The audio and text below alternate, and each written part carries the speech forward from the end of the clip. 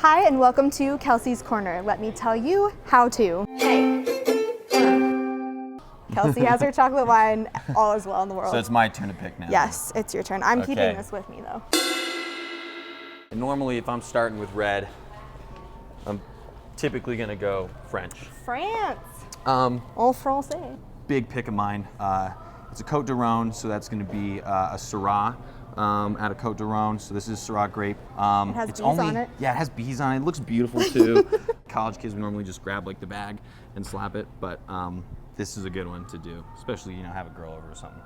Especially with girls. Things like that. My other pick is going to be this guy. It's another really affordable one, Louis Dresner. I love this guy. Every wine he gets, I'm normally going to like as well.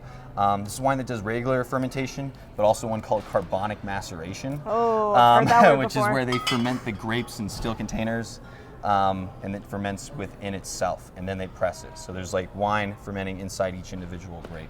This is a Sauv Blanc. This is from New Zealand. My opinion about New Zealand white wines, especially the Sauv Blancs, which is the largest grown grape there, they all taste the same and they are all great. But nobody really picks them up that often.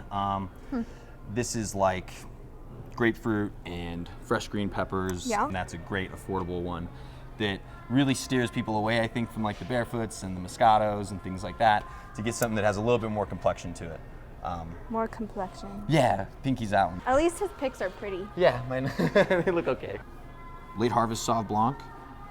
I don't know, for a special occasion, 16 bucks. I'm gonna do this as my pick because I would pay for that. Okay. And it goes back to my whole value thing. I think that wine should be assessed after you buy it. Obviously, taste it, and if you taste it and you would pay more than what you paid for it, if you really find that it's a killer wine, very different, then I think you're getting a good value. Obviously, we have different wine tastes. A little which bit. is fine.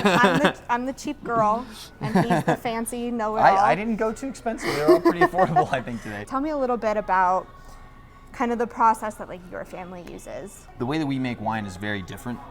We don't add anything. We don't filter fine or acidify any of the wines. So we're literally crushing grapes, letting them fall, and that's it. Ferment off natural yeast. So our wines are very expressive. They're really in your face. There's nothing subtle about them. They're really kind of like popping all over. I mean, if we say this is like blueberries, it's really intense blueberry juice, spicy on the back end, things like that. So that's kind of like how I grew up, tasting those kind of wines, and that's why I like these different wines, especially being in college. You have to kind of look for them. You got to really find these wines that are very expressive in where they come from, the different flavor components, but do it on the cheaper side and be affordable. I think we have to go drink these now. I think we do. I think I need some. I'm a little parched actually right now. I think I need a taste. Ray drinks wine for water. That's about it. Yeah, I have a tap at home.